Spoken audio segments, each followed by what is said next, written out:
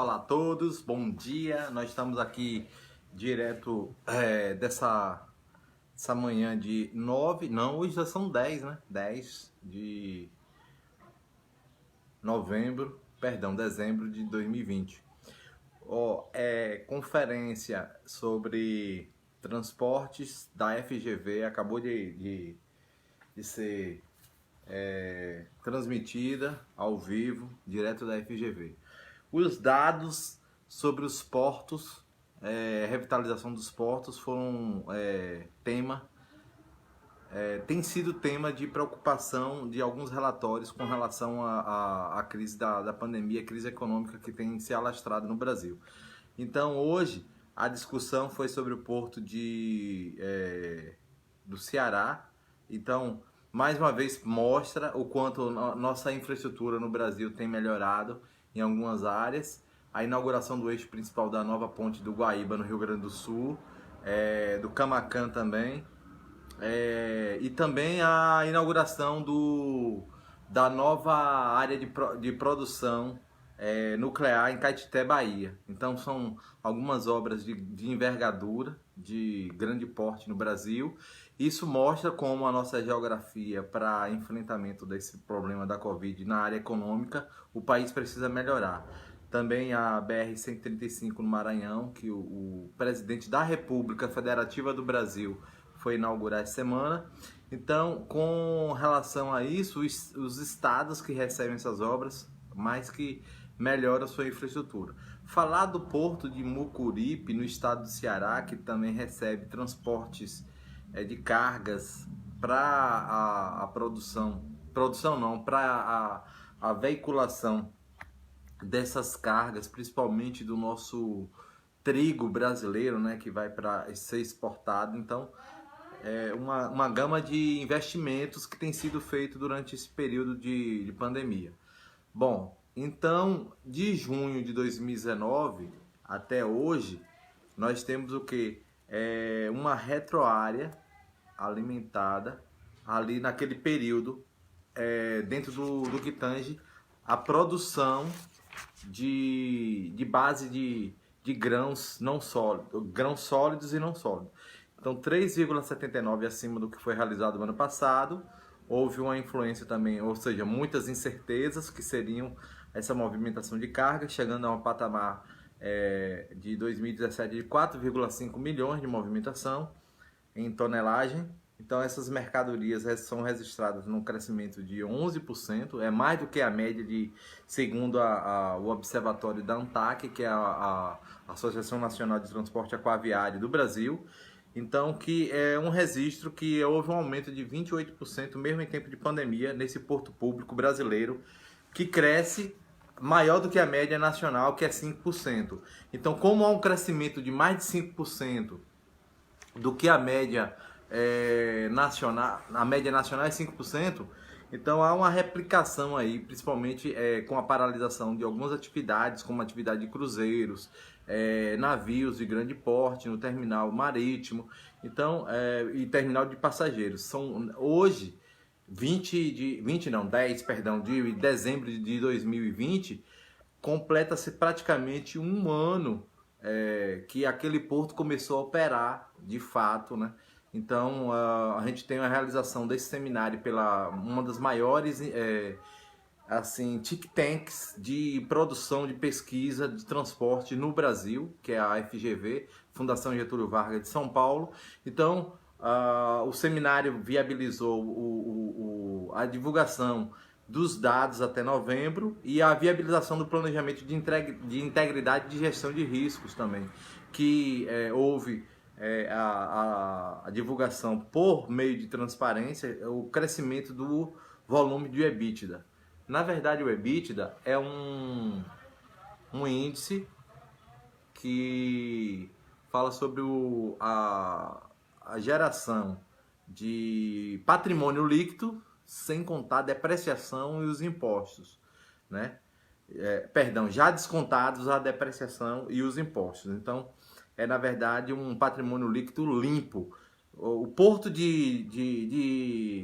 marítimo de Fortaleza, não é o PECEM, ele viabilizou, por exemplo, vários adequações para uma modernização em detrimento do mundo hoje está movimentando muitas cargas internacionais. Então houve também a redução da prorrogação de ambientes com titulagem e também integridade do processo ambiental, né? Ou seja, nenhum processo hoje novo é aberto com papel. A não utilização de papel, você elimina muitos usos de recursos para evitar a utilização da celulose, então são abertos eletronicamente.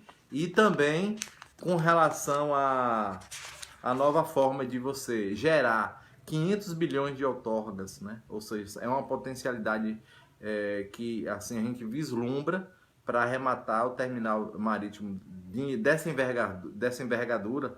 Então, a instrução que a gente tem é que ele tem um grande estacionamento, é um porto moderno, fica com a praia aberta também, né?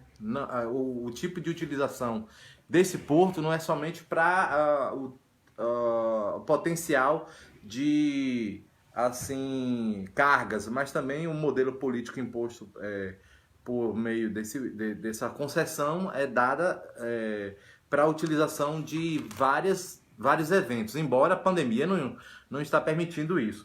Então, dentro do ranqueamento nacional de portos de navios, esse porto vem, segundo Roberto Levi, que foi o responsável pelo comentário no seminário da FGV, um resultado de um produto assim que foi inaugurado há mais de um ano somente, mas que voltou a fazer uma concessão. Então, o ministro assim da infraestrutura, ele tem admitido que o país deve voltar assim a uma situação melhor pós-pandemia. Eu acho que assim no que tange a recuperação desses portos. Então, eu acho que você tem uma tancagem de 100 metros, uma infraestrutura boa no Nordeste. Você tem um porto que possui um potencial enorme. Algumas divisões do governo até param para ver o ativo imobilizado que tinha e hoje não tem mais. Ou seja, os débitos que eles tinham já não tem mais. Então, quando eles assumiram esse porto publicamente, claro, havia ainda muitos débitos, mas você tem aí, de um modo geral, o Ceará se mantendo com uma capacidade econômica de disputa, né? Você tem combustível do Maranhão, combustível do Pernambuco passando por essas estradas. Eu acho que é muito ruim você pensar que existe 150 mil metros cúbicos ali fluidos, né? Não é somente petróleo bruto sendo enviado por meio daquela tubulação ali daquele porto. Então trouxe um percentual assim muito grande de benefícios, né? E vai trazer através de vários outros formatos. E um dos formatos que a gente percebe são os cruzeiros, né? Você tem ali segundo o levantamento de informações, existem cruzeiros de 130 metros e o porto pode receber até 2 cruzeiros, que dá 294 metros, 290 metros, perdão, de comprimento para navios de passageiros. Então é uma movimentação que você tem trigo, ferro, manganês, grãos sólidos, que consegue assim fazer uma possibilidade de abertura comercial para o mundo. Eu acho que com a alta do dólar, com esse momento agora de reestruturação das tarifas portuárias, que começam a operar o ano que vem, gerando nova expectativa na área de planejamento, e o que nós vemos é essa reestruturação, né, dos nossos portos brasileiros, tomando iniciativas aí para essa possibilidade de desenvolvimento de novas formas de comércio.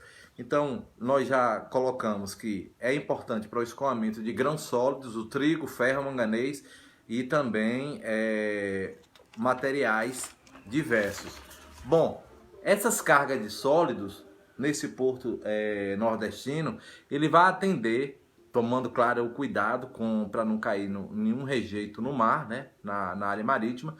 Novas tecnologias também têm sido implementadas nesse porto e o arrendamento também de áreas, de retroáreas que são operadas por a empresa pública. Segundo a avaliação da ANTAQ, que é na verdade um órgão governamental chamado Associação Nacional de Transporte Aquaviário, que fica em Brasília, existe, na verdade, os operadores eles ficam com receio de fazer o investimento porque a área não é dele. A cada 3 anos, 4 anos já muda de operador. Então eu acho que tá de parabéns a Companhia Docas do estado do Ceará, né? Essa produção agrícola também do Matopiba. E, inclusive foi uma palavra que foi dada, que muito me chamou a atenção, na fala da senhora, deixa eu ver o nome dela aqui, porque ela estava falando em nome da Codesse, que é a Companhia Docas de lá do Ceará, a Simone de Souto, e também a senhora Maiara, que ela é uma das responsáveis. Ela colocou um dado interessante que foi sobre essa área de movimentação de cargas brasileiras nesse porto, no Ceará, só tende a aumentar. Então, quer dizer, o que se vislumbra é um desenvolvimento aí, e eles vão falando de Switzerland, ou seja, é uma área que parece uma Suíça brasileira, né? Então, eu fiquei muito assim envolvido para pesquisar sobre geograficamente o que seria essa nova descrição desse momento que o Brasil está passando. Então, na escala social, aumenta também algumas atividades de cursos para a população que fica perto da margem, porque ali você tem uma área de pessoas que têm a dificuldade de empregos, né? E assim, com esses cursos desenvolvidos por essa iniciativa, acaba gerando uma comoção social, na verdade acaba gerando a partir do que a gente sabe, né, que é o funcionamento de uma atividade pública que acaba gerando renda. Bom, então com essas informações a gente sai desse seminário. Eu amei ter participado desse seminário online. Estou passando sempre informações aqui do que tem acontecido no Brasil, do ponto de vista para essa inserção brasileira no mercado internacional.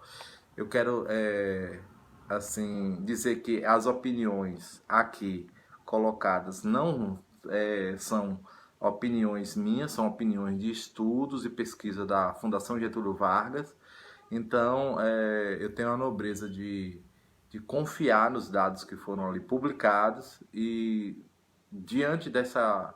Porque quando a gente se expressa para a comunidade brasileira, a gente fala de soberania. Então, é capturado esse tema como uma forma de você tentar mostrar que o que está implícito muito mais do que um aumento de produtividade e eficiência seria essa coisa da soberania nacional através da revitalização dos portos brasileiros. Tenha um bom dia e aguardo assim sugestões, né?